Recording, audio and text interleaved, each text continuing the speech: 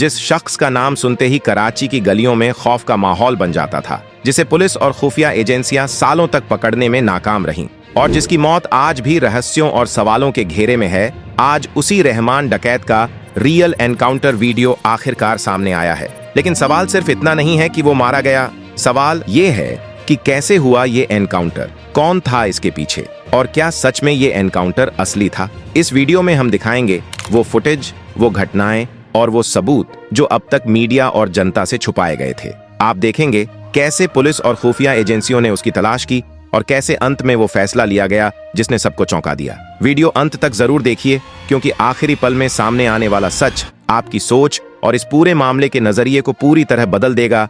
पाकिस्तान की गलियों में कभी ऐसा दौर था जब डर और आतंक की तस्वीरें आम थीं और उस वक्त रहमान डकैत का नाम हर किसी की जुबान पर था। रहमान डकैत का दबदबा इतना था कि वहां AK-47 की गोली की आवाज सुनना जैसे रोजमर्रा की बात थी। कानून सिर्फ कागजों तक सीमित था और असली ताकत उन लोगों के हाथ में थी जिनके पास बंदूक थी। रहमान डकैत लियारी का ऐसा डॉन था जिसने केवल अपराध ही नहीं किया बल्कि पूरे सिस्टम को अपनी शर्तों पर ढाल दिया। दोस्तों, यह कहानी सिर्फ एक आदमी की नहीं बल्कि उस माहौल की है जहां राजनीति कमजोर होती है और सत्ता पाने के लिए ताकत की जरूरत पड़ती है, और वह ताकत अक्सर गैंगस्टर ही देते हैं। यही कहानी है कराची के लियारी की, जहां सत्ता और अपराध का गठजोड़ आम आदमी के लिए दुख और डर का कारण बन गया। लियारी कराची का सबसे पुराना और ऐतिहासिक इलाका माना जाता है। यहाँ बड़ी संख्या में बलोच समुदाय के लोग बसते हैं और अफ्रीकी मूल के लोग भी लंबे समय से यहाँ रहते आए हैं। पहले यह इलाका खेलों के लिए प्रसिद्ध था। फुटबॉल और बॉक्सिंग में यहाँ के युवा नाम कमाते थे।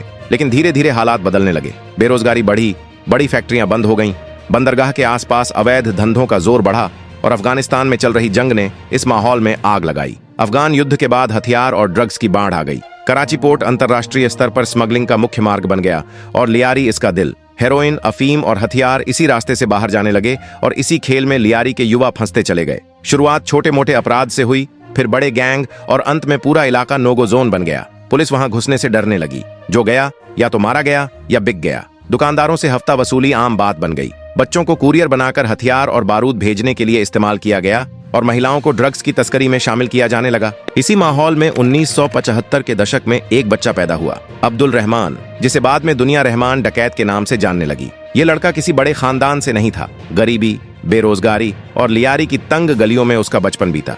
बचपन से ही उसने यह सीख लिया कि ताकत बंदूक में है। जो हथियार रखता है वही असली राजा होता है। स्कूल में ज्यादा समय नहीं बिताया, लेकिन खेलों में तेज और चतुर था। रहमान डकैत का बचपन खेलों और मेहनत में बीता। वह कबड्डी खेलता था, बॉक्सिंग करता था और कुछ समय तक इलेक्ट्रीशियन का काम भी किया, लेकिन इससे केवल पेट भरना मुश्किल था। 1980 और 1990 के दशक में लियारी पूरी तरह बदल चुका था। गैंगस्टर कल्चर ने अपनी जड़ें जमा ली थीं। शुरुआत में वह छोटे मोटे काम करता, मैसेज और पैसे पहुंचाना, हथियार उठाना, लेकिन उसमें एक खासियत थी। वह लोगों से जुड़ना जानता था, गरीबों की मदद करता था। किसी के घर शादी होती तो सहयोग करता, किसी के घर बिजली कट जाती तो जोड़वा देता। यही वजह थी कि लोग उसे अपना मानने लगे। रहमान डकैत केवल हथियार का इस्तेमाल करने वाला गैंगस्टर नहीं था, बल्कि अपने इलाके में रणनीतिक सोच रखने वाला शख्स भी था। वह हर कदम सोच समझ कर उठाता था। कौन से रास्ते से गुजरना है, किस इलाके में अपनी मौजूदगी दिखानी है, कब पीछे हटना है और कब हमला करना है। उसकी यह रणनीति केवल खुद की सुरक्षा तक सीमित नहीं थी, बल्कि इसके जरिए वह अपने गैंग के संचालन को प्रभावी बनाता था, नई भर्ती को ट्रेनिंग देता था और इलाके के सामान्य लोगों पर भी नजर बनाए रखता था। रहमान की यह सोच उसे सिर्फ ताकतवर नहीं बल्कि चतुर और अप्रत्याशित बनाती थी, जिसकी वजह से उसके विरोधियों के लिए उसका अनुमान लगाना मुश्किल हो जाता था। यही वजह थी कि लियारी के लोग उसे एक अलग स्तर का नेता मानते थे। एक ऐसा शख्स जो केवल डर फैलाने के लिए नहीं बल्कि सिस्टम और इलाके के नियमों को समझते हुए अपने लिए जगह बनाने के लिए हर चाल सोच समझकर चलता था। पुलिस और खुफिया एजेंसियों ने उसे पकड़ने के लिए महीनों तक उसकी गतिविधियों को रिकॉर्ड किया। उसकी आदतें, मूवमेंट और भरोसेमंद साथी, सब कुछ बारीकी से ट्रैक किया गया। वह किस समय इलाके में आता जाता है, किन लोगों से सीधे संपर्क में रहता है और किन रास्तों को सुरक्षित समझता है, हर जानकारी को अलग अलग स्तर पर वेरीफाई किया गया। यह तैयारी सिर्फ एक एनकाउंटर की योजना नहीं थी, बल्कि इस बात का उदाहरण थी कि कैसे लॉजिस्टिक्स, ग्राउंड इंटेलिजेंस और इंसान के व्यवहार को समझकर किसी बड़े ऑपरेशन को अंजाम दिया जाता है, जहां एक छोटी सी चूक पूरे मिशन को नाकाम कर सकती थी। उसका गैंग केवल हिंसा तक सीमित नहीं था। रहमान अपने नेटवर्क में पैसों, हथियारों और सूचना का सटीक नियंत्रण रखता था। हर छोटा सा काम, चाहे वह संदेश पहुंचाना हो, किसी इलाके में मूवमेंट की खबर देना हो या माल का ट्रांसपोर्ट, सब कुछ उसके तय किए गए सख्त नियमों के तहत होता था। वह लापरवाही या मनमानी बिल्कुल बर्दाश्त नहीं करता था। नेटवर्क के भीतर हर व्यक्ति की भूमिका पहले से तय रहती थी और जिम्मेदारी से चूकने वालों पर तुरंत कार्रवाई की जाती थी। इसी अनुशासन की वजह से उसका गैंग केवल डर के बल पर नहीं बल्कि व्यवस्था और प्लानिंग के सहारे चलता था। यही कारण था कि उसका नेटवर्क न सिर्फ मजबूत माना जाता था बल्कि लंबे समय तक बिना बिखरे टिके रहने में भी कामयाब रहा। धीरे धीरे रहमान डकैत ने खुद का गैंग बना लिया। उसका गैंग केवल नाम नहीं बल्कि एक ब्रांड बन गया। बेरोजगार युवा उसके साथ जुड़ते गए। पैसा, पावर और सुरक्षा का लालच देकर वह उन्हें अपने साथ रखता था। पुलिस रिकॉर्ड में उसका पहला बड़ा केस किसी की हत्या का था, लेकिन लियारी के लोग उसे अपराधी नहीं बल्कि हीरो मानते थे। उसे वहां का रॉबिनहुड कहा जाने लगा। इसी दौरान उजर बलोच का नाम भी उभरने लगा। दोनों एक ही समुदाय से थे लेकिन दुश्मन बन गए। ड्रग्स, हथियार, हफ्ता और टेंडर माफिया को लेकर उनके बीच खूनी जंग शुरू हुई। कराची की गलियों में गोलियां चलने लगीं, दिन दहाड़े कत्ल होने लगे। पत्रकार, व्यापारी और यहां तक कि पुलिस वाले भी निशाने पर आए। रहमान डकैत का नेटवर्क अब सिर्फ लियारी तक सीमित नहीं रहा। दुबई, ईरान और अफगानिस्तान तक उसके कनेक्शन बन चुके थे। हथियारों की सप्लाई, ड्रग्स की खेप, सब कुछ उसके नियंत्रण में आ गया। और जब कोई गैंगस्टर इतना बड़ा हो जाता है तो राजनीति खुद उसके दरवाजे पर आती है। रहमान डकैत ने यही हासिल किया। लियारी की गलियों से निकलकर कराची की सियासत तक पहुंचते ही वह पाकिस्तान की राजनीतिक अस्थिरता का अहम हिस्सा बन गया। ये वही दौर था जब देश में डर, सत्ता की भूख और अस्थिरता एक साथ चल रहे थे। इस दौरान खुफिया एजेंसियों की निगाहें रहमान पर और तेज हो गईं। रिपोर्टों में बताया गया कि वह केवल एक लोकल गैंगस्टर नहीं बल्कि अंतर्राष्ट्रीय ड्रग ट्रैफिकिंग में भी शामिल हो चुका था। उसके नेटवर्क में ईरान, दुबई और अफगानिस्तान तक के कनेक्शन थे और सबसे खतरनाक बात यह थी कि उसकी कुछ कड़ियां सीधे बलूचिस्तान से जुड़ी हुई थीं। बलूचिस्तान पाकिस्तान के लिए हमेशा संवेदनशील रहा है, जहां आजादी की आवाजें उठती रही हैं। अगर किसी गैंगस्टर का नेटवर्क वहां मजबूत होता है तो यह सीधे राष्ट्रीय सुरक्षा का मसला बन जाता है। यही कारण था कि आईएसआई और फेडरल एजेंसियों ने रहमान को कंट्रोल से बाहर मानना शुरू कर दिया। लेकिन समस्या यह थी कि रहमान अकेला नहीं था। उसके पीछे राजनीतिक लोग थे और सीधे हाथ डालना आसान नहीं था। इसी बीच लियारी में उज्र बलोच का नाम फिर से तेजी से उभरा। रहमान और उज्र की दुश्मनी पुरानी थी, लेकिन अब यह केवल इलाके की नहीं बल्कि सत्ता की दुश्मनी बन चुकी थी। उज्र जानता था कि जब तक रहमान जिंदा है लियारी की गद्दी उसे नहीं मिल सकती और सिस्टम के अंदर भी कुछ लोग यही चाहते थे कि रहमान हट जाए, लेकिन किसी को सीधा हाथ दिखाई न दे। शायद रहमान को यह एहसास हो गया था कि हवा बदल रही है। उसने अपनी सुरक्षा बढ़ा दी और मूवमेंट सीमित कर दी, लेकिन उसका घमंड उसे यह मानने नहीं दे रहा था कि वही लोग जो कल तक उसके साथ थे आज उसके खिलाफ साजिश रच सकते हैं। इसी समय रहमान ने अपनी राजनीतिक मौजूदगी बढ़ाने की कोशिश की। पीपल्स अमन कमेटी के जरिए उसने खुद को एक सामाजिक नेता के रूप में पेश किया, लेकिन यही कदम उसके लिए सबसे खतरनाक साबित हुआ, क्योंकि अब वह केवल गैंगस्टर नहीं बल्कि सत्ता का दावेदार बन चुका था। एजेंसियों की रिपोर्टों में स्पष्ट रूप से लिखा गया कि रहमान डकैत को खत्म किया जाना आवश्यक है, लेकिन यह काम इस तरह से होना था कि सीधे किसी राजनीतिक हस्ती पर उंगलियां न उठें। यही वह मोड़ था जहां एनकाउंटर शब्द सामने आया। 2008 के अंत तक यह तय हो गया था कि रहमान ज्यादा दिन तक नहीं बचेगा, लेकिन कब और कैसे, इसका निर्णय पर्दे के पीछे लिया गया। यही वह बिंदु था जहां कहानी केवल लियारी की गलियों तक सीमित नहीं रही बल्कि पूरा कराची और सिस्टम इस घटना का हिस्सा बन गया। अब रहमान डकैत केवल एक गैंगस्टर नहीं था, वह एक पूरी संरचना, एक नेटवर्क और एक डर बन चुका था। जब सिस्टम को यह एहसास हुआ कि कोई व्यक्ति कानून से ऊपर है, तब उसने अपना सबसे सख्त चेहरा दिखाया। इस सख्त दौर में कराची पुलिस में एक नाम तेजी से उभरा, चौधरी असलम। उन्हें अंडरवर्ल्ड में डॉन किलर के नाम से जाना जाता था। उनका अंदाज अलग था। वह ज्यादा नहीं बोलते थे, मीडिया से दूरी बनाए रखते थे, लेकिन जिन मामलों में उनका नाम आता था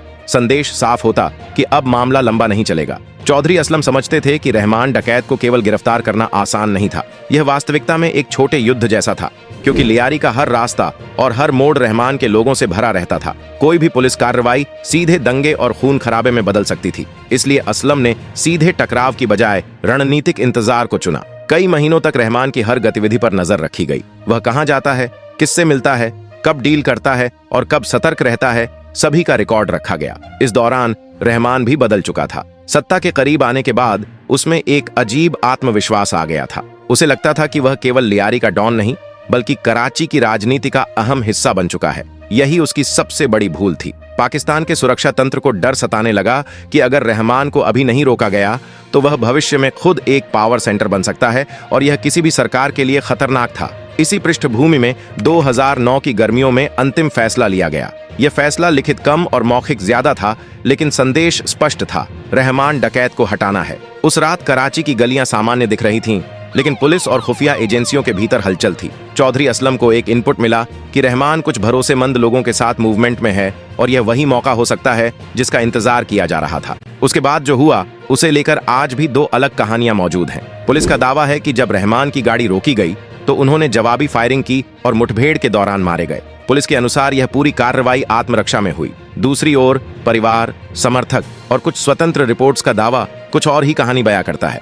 उनका कहना है कि रहमान पहले ही कस्टडी में लिया गया था और बाद में इसे एनकाउंटर का रूप दिया गया। पोस्टमार्टम रिपोर्ट ने इस विवाद को और भी गहरा कर दिया। रिपोर्टों में यह सामने आया कि गोलियों के निशान ऐसे थे जो आमतौर पर लंबी दूरी की मुठभेड़ में नहीं दिखाई देते। इसने सवाल खड़ा कर दिया कि क्या यह वाकई अचानक हुई मुठभेड़ थी या पहले से योजनाबद्ध कार्रवाई। रहमान डकैत की मौत के बाद कराची का माहौल पूरी तरह बदल गया। पुलिस के मुताबिक रहमान, जिसे कराची पुलिस 80 गंभीर मामलों में पकड़ना चाहती थी, पीर की रात स्टील टाउन लिंक रोड के पास एसएसपी चौधरी असलम की टीम के साथ फायरिंग में मारा गया। इस ऑपरेशन में रहमान के 3 करीबी औरंगजेब, नजर और अकील भी मौत के मुंह में चले गए। मुठभेड़ के बाद सभी शव पोस्टमार्टम के लिए भेजे गए और बाद में अस्पताल में रखे गए, जहां रहमान के बहनोई हाशिम ने चारों शव अपने कब्जे में ले लिए। जैसे ही यह खबर फैल गई, अस्पताल के बाहर सैकड़ों लोग जमा हो गए। कुछ लोग रो रहे थे, कुछ गुस्से में थे और कुछ बस चुपचाप खड़े थे।